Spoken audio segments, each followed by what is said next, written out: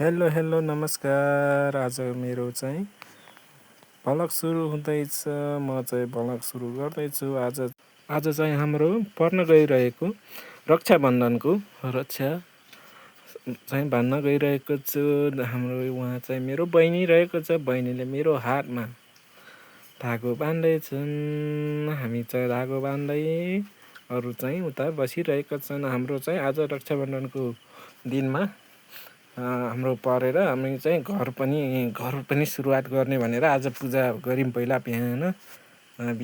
त्यसपछि मलाई मेरो बहिनीले धागो बाँधिन सुरु गरिन्। धागो बान्दै थिइन् मेरो बहिनीले मेरो हातमा। त्यसपछि मैले मेरो बहिनीलाई पनि बाँधिएँ हातमा।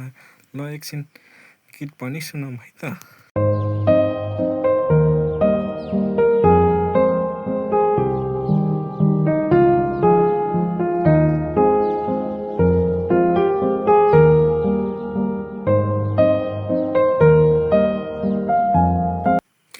आजको भ्लग हेरिदिनु भएकोमा धन्यवाद।